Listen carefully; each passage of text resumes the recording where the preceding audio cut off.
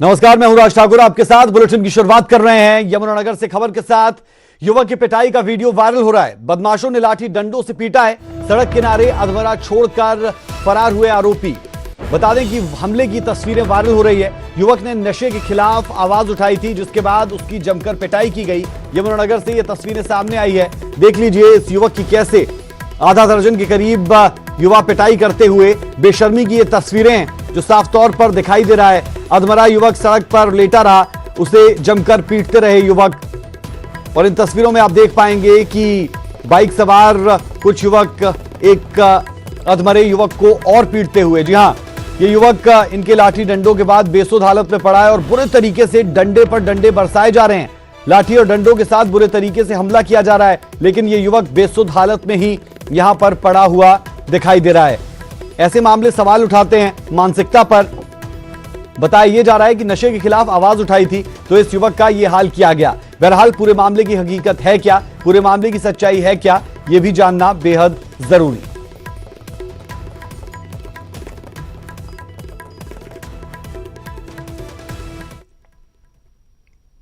Civil hospital होता क्या, रास्ते में ही उन लोगों को कहीं ना कहीं खौफ नहीं था शासन प्रशासन का, और उन्होंने हथियारों के साथ हमला कर दिया।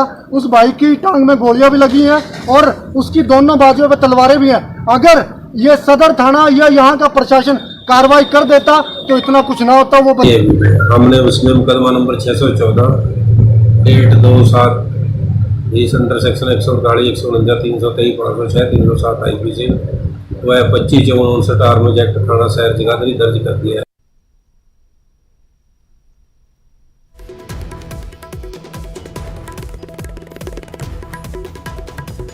रुक कर लेते हैं यमुनानगर का। आशीष शर्मा यमुनानगर से संवाददाता हमारे साथ जुड़े हैं। आशीष, जानकारी चाह रहे हैं जिस युवक पर यह हमला किया गया, उस युवक की अब हालत कैसी है, उसके परिजनों से क्या बातचीत हो पाई, पुलिस की तरफ से क्या दलील दी जा रही है? जिन युवकों ने यह हमला किया, क्या उन तक पुलिस पहुंची?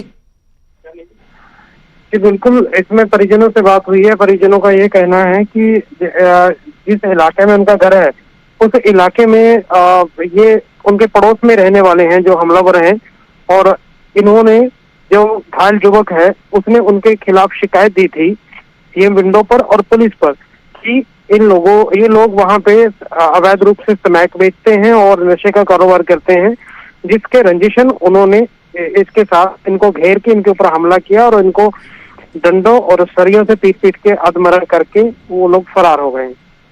अब युवक की हालत कैसी है?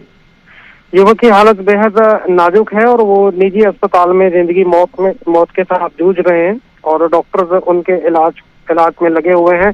फिलहाल डॉक्टरों का ये कहना है कि उनकी टांग की और उनकी बाजुओं की उनकी जो हड्डियां हैं वो बुरी तरह से टूट कर चकनाचूर हो चुकी हैं और वो कोशिश कर रहे हैं कि किसी तरीके उनको प्लास्टर किया जाए ताकि वो सही स्थिति में आ पाए।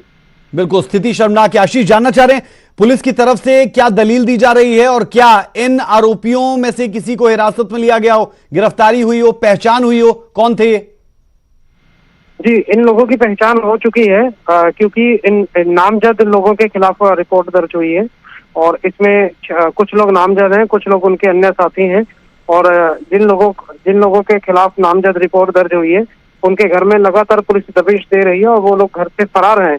और पुलिस का ये कहना है कि जो संबंधित थाना है उसके अलावा जो यमुनानगर सीआईए स्टाफ है उनकी भी अलग अलग टीमें लगातार दबिश दे रही हैं और अधिकारी इस चीज को लेकर आश्वासन दे रहे हैं कि बहुत जल्द सभी आरोपी पुलिस की गिरफ्त में होंगे। आशीष, बेहद शुक्रिया इस तमाम जानकारी के लिए। तस्वीरें आपके सामने और इन तस्वीरों में वो क्रूरता, वो बर्बरता साफ तौर पर नजर आ रही है। और डॉक्टर्स के मुताबिक हमारे संवाददाता आशीष शर्मा ने बताया कि टांग और बाजुएं जो हड्डियां हैं वो चकनाचूर हो गई है। तो आप अंदाजा लगा सकते हैं कि किस बर्बरता के साथ इस पर हमला किया गया, इस युवक पर जो बेसुध हालत में सड़क पर पड़ा है। ये तस्वीरें साफ तौर पर कहानी बयां करती हुई उस बर्बरता की जो सड़क पर युवक बुरे तरीके से पड़ा है। हड्डियां टूट चुकी है, हड्डियां चकनाचूर तक हो चुकी है।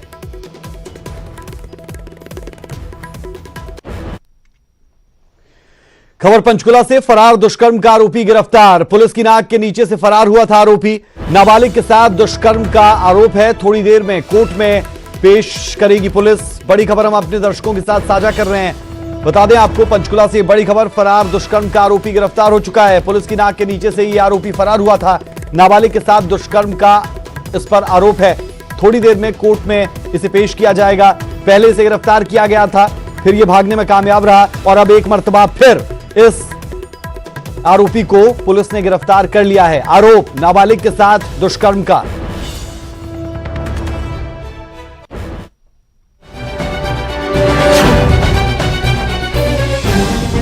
ये वो शातिर अपराधी है जो कानून की नजरों में धूल झोंक कर फरार हो गया, वो भी थाने से, पुलिस की नाक के नीचे से, और पुलिस कुछ नहीं कर पाई। पुलिस की किरकिरी हुई तो फौरन टीमें तैनात कर दी गई और जगह जगह दबिश देकर आरोपी को फिर से काबू किया गया। दुष्कर्म का आरोपी थाने से फरार हो गया। महिला थाने से आरोपी बाथरूम का बहाना बनाकर बड़ी ही चालाकी से 9-2-11 हुआ। आरोपी पर नाबालिग से दुष्कर्म का आरोप है, जिसे पुलिस ने गिरफ्तार कर पंचकुला के सेक्टर 5 महीना थाने में बंद कर दिया। लेकिन थाने में ड्यूटी पर तैनात पुलिसकर्मियों की लापरवाही देखिए। ऐसे में सवाल ये कि इतने संगीन अपराध को अंजाम देने वाला आरोपी थाने से फरार कैसे हुआ, और सबसे बड़ा सवाल पुलिस की कार्यप्रणाली पर भी। तारा ठाकुर, न्यूज़ 18 पंचकुला। और अब बड़ी खबर फरीदकोट से। बता दें, बरगाड़ी बेअदबी मामले में सुनवाई हुई है। 5 आरोपियों को 2 दिन का रिमांड। जी हां, 2 आरोपियों की गिरफ्तारी पर रोक बरकरार। एसआईटी ने 7 डेरा प्रेमियों को हिरासत में लिया था। फरीदकोट से यह बड़ी खबर। बरगाड़ी बेअदबी मामले में सुनवाई हुई है और 5 आरोपियों को 2 दिन के रिमांड पर कोर्ट की तरफ से दिया गया है। 2 आरोपियों की गिरफ्तारी पर रोक बरकरार है। एसआईटी ने 7 डेरा प्रेमियों को हिरासत में लिया था। आपको बता दें, पहले इस मामले की सीबीआई ने जांच की थी और क्लीन चिट वहां से दी गई थी, लेकिन उसके बाद सरकार की तरफ से जब जांच करवाई गई, यानी एसआईटी इसमें जब बनाई गई, एसआईटी की तरफ से 7 डेरा प्रेमियों को हिरासत में लिया गया, जिनमें से 5 को 2 दिन के रिमांड पर दिया गया है, जबकि 2 की गिरफ्तारी पर रोक बरकरार है। जी हां, 2 आरोपियों की गिरफ्तारी पर रोक बरकरार। बड़ी और अहम जानकारी।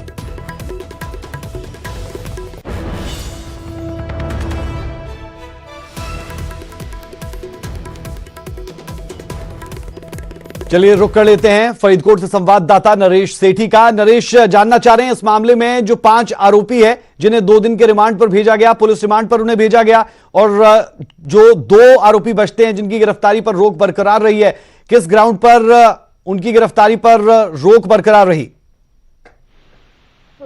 आज सुबह अगर बात करें तो 7 आरोपियों को जो एसआईटी द्वारा गिरफ्तार किया गया था, और उनके वकील की तरफ से ये तर्क दिया गया था कि 2 आरोपी, जिनमें सुरजिंदर सिंह और शक्ति सिंह, ये दोनों ऑलरेडी बेल पे चल रहे हैं, इसलिए इनको गिरफ्तार नहीं किया जा सकता जब तक कि इनको पहली अदालत जहां से बेल मिली है वहां अर्जी देकर इनकी गिरफ्तारी नहीं की जाती।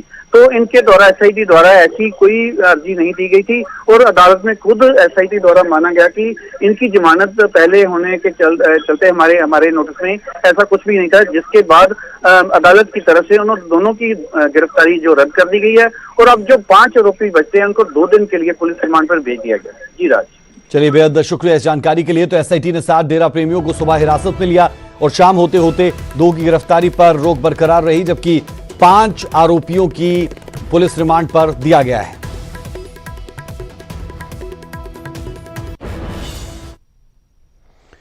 सोनीपत में एक बार फिर रफ्तार का कहर देखने को मिला। एक तेज रफ्तार गाड़ी ने कार सवार को टक्कर मार दी।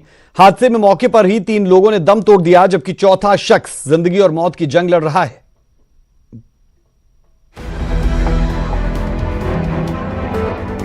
नेशनल हाईवे पर मौत दौड़ रही है। रात के अंधेरे में भी रफ्तार ऐसी कि पल भर में 3 जिंदगियां खत्म हो गई।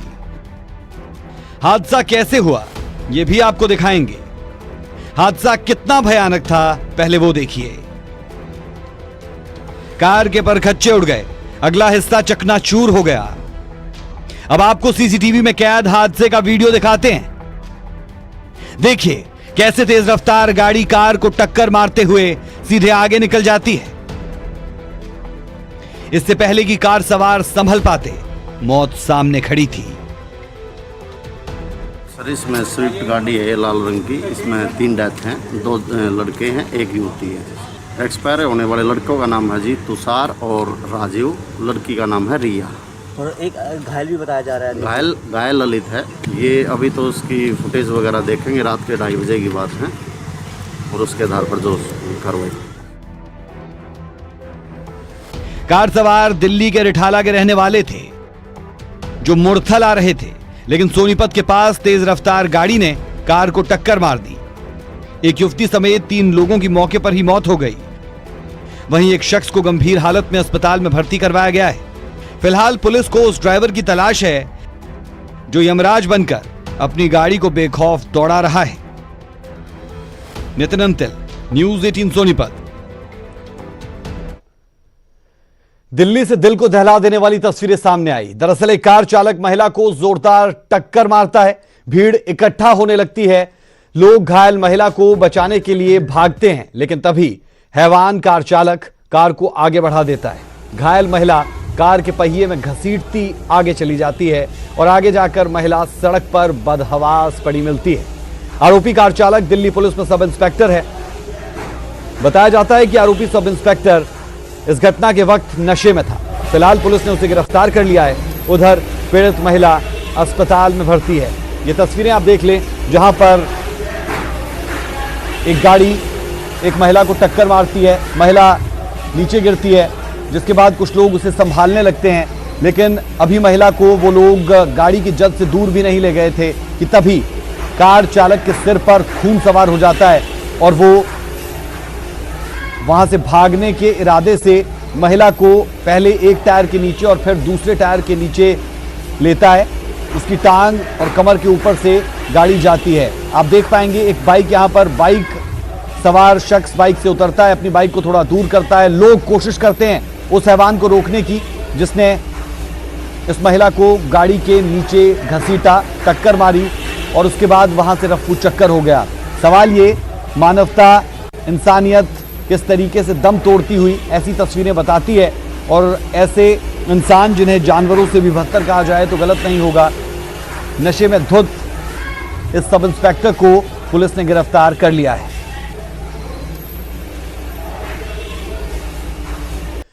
कोरोना के खतरे के बीच हिमाचल सरकार ने तमाम लोगों के लिए बॉर्डर्स खोल दिए हैं। मतलब अब आप बिना पास के भी हिमाचल जा सकते हैं। साथ ही सरकार ने सैलानियों के लिए देवभूमि के दरवाजे खोल दिए हैं। लेकिन क्या क्या है वो शर्तें और सैलानियों को किन बातों का रखना है पूरा ख्याल, देखिए हमारी इस खास रिपोर्ट में। एक तरफ कोरोना पर काबू पाने की चुनौती, तो दूसरी तरफ अर्थव्यवस्था को पटरी पर लाने की। तमाम खतरों के बीच हिमाचल सरकार ने भी लोगों की आवाजाही के लिए अपने बॉर्डर्स खोल दिए हैं। अब बिना पास के भी आप देवभूमि में एंट्री कर सकते हैं। हालांकि सरकारी वेबसाइट covid19epass.hp.gov.in पर 48 घंटे पहले आपको रजिस्ट्रेशन करना होगा। रजिस्ट्रेशन के दौरान पूरी जानकारी आपको देनी होगी और बॉर्डर पर प्रदेश में प्रवेश करने से पहले रजिस्ट्रेशन फॉर्म पर लगे QR कोड को स्कैन किया जाएगा। इसके बाद आपकी हिमाचल में एंट्री हो जाएगी। सीएम जयराम ठाकुर ने माना कि बॉर्डर खुलने से कोरोना के केस तो बढ़ेंगे, लेकिन सावधानी उतनी ही जरूरी है। एक चीज हमने तय की है कि रजिस्ट्रेशन तो करना ही होगा, क्योंकि रजिस्ट्रेशन करना इसलिए जरूरी है, कम से कम जो आदमी आ रहा है, आने के बाद कहाँ जा रहा है, ये जानना बहुत जरूरी है। क्योंकि कॉन्टैक्ट ट्रेसिंग में जब हम जाते हैं तो कहीं अगर कोई आदमी ऐसा आ जाता, अननोटिस्ड आ जाता है, गांव में चला जाता है, गांव में वो फिर बाद में पॉजिटिव निकलता है और उसमें उसके कॉन्टैक्ट ट्रेसिंग का विषय बहुत हमारे लिए जटिल हो जाता है, कठिन हो जाता है। उस सूरत में कम से कम जिसका रजिस्ट्रेशन होगा उनको हम आने की इजाजत देंगे। सैलानियों के लिए भी हिमाचल सरकार ने अपने रास्ते खोल दिए हैं। पर्यटन से जुड़ी गतिविधियों को शुरू करने के लिए ये कदम उठाया गया, लेकिन शर्त है कि जिन सैलानियों की कोरोना रिपोर्ट नेगेटिव है, सिर्फ उन्हें ही हिमाचल में एंट्री मिलेगी। पंजीकृत लैब से 72 घंटे पहले कोरोना की रिपोर्ट नेगेटिव होनी चाहिए। ऐसे पर्यटकों को क्वारंटीन होने की जरूरत नहीं होगी, लेकिन होटल में कम से कम 5 दिन की बुकिंग आपको करनी होगी। सैलानी एडवांस बुकिंग करवा सकेंगे। पर्यटन में भी हम SOP उसमें जारी कर रहे हैं और वो SOP की गाइडलाइंस आ जाएंगी। उसके बाद हम सारी चीज़ों को लेकर, ऐसा नहीं है कि जो भी आएगा तो उसको कुछ दिन रुकना पड़ेगा। कितने दिन के तय करेंगे SOP हम थोड़ा डिस्कस कर रहे हैं उसमें, लेकिन ऐसा नहीं कि आज शाम को आया कल वापिस चला जाए, तो उस तरह से नहीं आए, तो फिर कुछ दिन रुके और उसके बाद फिर जो सारी चीज़ों का वो जो हमारे गाइडलाइंस यहाँ की होंगी उनका पालन। आप अगर अपना कोविड टेस्ट करवा के आ रहे हैं और वो कोविड टेस्ट 72 घंटे से पहले का ना होए जब आपने हमारे राज्य में एंटर करना है, तो आप यहाँ पर आकर जितने हमारे होटल्स हैं जो चल रहे होंगे उसमें आप रह सकते हैं, परंतु उसमें प्रेफरेबली ये है कि आप 5 दिन के लिए वहां पर रहें। अगर उससे पहले आपको जाना है तो आपका कोई रीजन होना चाहिए कि आपको जल्दी वापस जाना है। हालांकि बॉर्डर पर सख्ती कम नहीं होगी। रात 9 बजे से सुबह 5 बजे तक बॉर्डर सील रहेगा। बाहर से आने वाला हिमाचली या यहाँ काम करने वाला अगर रेड जोन से आता है तो उसे क्वारंटाइन किया जाएगा, लेकिन ग्रीन या ऑरेंज जोन से आने वाले लोगों को 14 दिन होम क्वारंटीन ही रहना होगा। वहीं परीक्षा या दूसरी प्रतियोगी परीक्षा देने के लिए प्रदेश से बाहर जाने वाले छात्र 48 घंटे में लौटते हैं तो उन्हें क्वारंटीन नहीं किया जाएगा। हर रोज या सप्ताह में कभी कभार आने वाले उद्योगपति, व्यापारी, फैक्ट्री कर्मचारी और परियोजनाओं के अधिकारियों को संबंधित डीसी ऑफिस में अपना डेटाबेस तैयार करना होगा।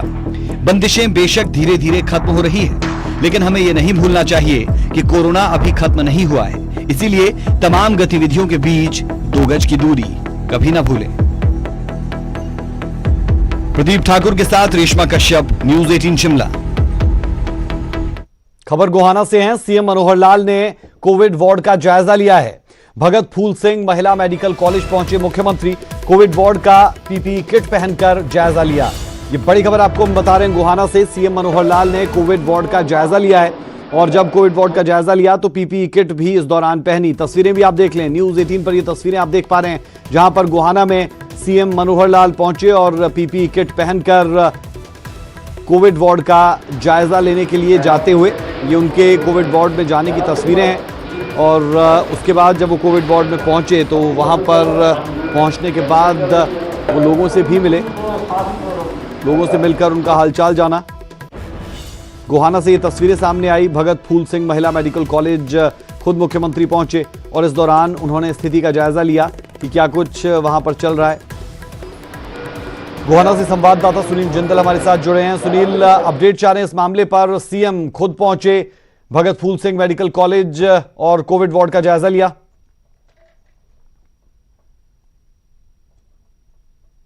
खानपुर में स्थित भगत फूल सिंह महिला मेडिकल कॉलेज में पहुंचे थे। यहाँ पर जो है कोविड वार्ड बनाया गया और कोविड वार्ड की आज खुद प्रदेश के मुख्यमंत्री ने पीपीई किट पहनकर जो है कोविड वार्ड के अंदर जाकर जो है वहाँ जो कोरोना पेशेंट मरीज थे उनसे मुलाकात की है, वहाँ के हालात का जायजा लिया है और पूरी स्थिति को उन्होंने खुद अंदर जाकर जो है देखा है। इसके बाद जो है वहाँ के डॉक्टरों से जो है एक बैठक की है और बैठक के दौरान कई देखिए उन्होंने घोषणाएं भी यहाँ की है और जो मरीजों के लिए जो सुविधा बढ़ाने की बात यहाँ मुख्यमंत्री ने कहा है।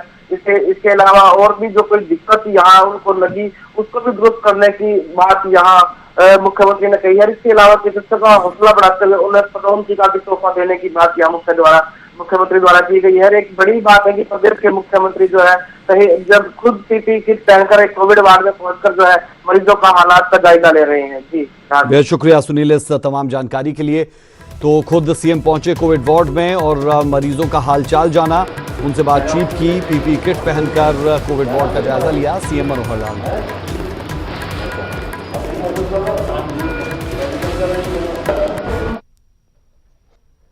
ब्रेक के बाद आपका स्वागत है। खबर उत्तर प्रदेश के कानपुर से, जहां पुलिस टीम पर हमले के मुख्य आरोपी विकास दुबे के घर और अन्य संपत्तियों पर बड़ी सर्जिकल स्ट्राइक की है। कानपुर के जिस घर से विकास दुबे ने पुलिस टीम पर फायरिंग की थी उसे जेसीबी से गिराया गया। इसके अलावा घर के अंदर मौजूद तमाम वाहनों को भी पुलिस ने जब्त कर लिया है। विकास के घर में फॉर्च्यूनर और स्कॉर्पियो 2 गाड़ियां मौजूद थी। इनमें से एक गाड़ी विकास के नाम पर है जबकि दूसरी गाड़ी किसी अमन तिवारी के नाम पर रजिस्टर्ड है। पुलिस ने इन दोनों वाहनों को सीज कर दिया है और अब विकास के आवास को गिराने का काम कर रही है पुलिस। विकास के पिता को पुलिस ने घर से निकालकर दूसरे स्थान पर पहुंचाया है। ये तस्वीरें आप देख सकते हैं विकास दुबे का सब कुछ जमींदोज। जी हां, जिस जेसीबी को रोककर पुलिस टीम पर हमला किया गया था उसी जेसीबी से इस घर को तोड़ दिया गया। विकास दुबे का सब कुछ जमींदोज कर दिया गया। संपत्ति पर सर्जिकल स्ट्राइक इसे कहा जाए तो गलत नहीं, ये तस्वीरें कानपुर से आप देख पा रहे हैं, जहां पर 8 पुलिसकर्मियों की जान चली गई थी उस मुठभेड़ में, जब विकास दुबे और पुलिस आमने सामने थी। दरअसल विकास दुबे को गिरफ्तार करने के लिए पुलिस जा रही थी, लेकिन पहले से उसके पास ये सूचना थी, बावजूद उसके वो वहां से भागा नहीं। पुलिस के आने पर पुलिस पर ताबड़तोड़ गोलियां चलाई, क्योंकि वो ऊंचाई पर था, और उसके बाद पुलिस के 8 जवानों को शहीद कर वहां से फरार हुआ। ये तस्वीरें जब विकास दुबे के घर को तोड़ा गया, विकास दुबे के घर को जमींदोज कर दिया गया और गाड़ियों को जब्त कर लिया गया।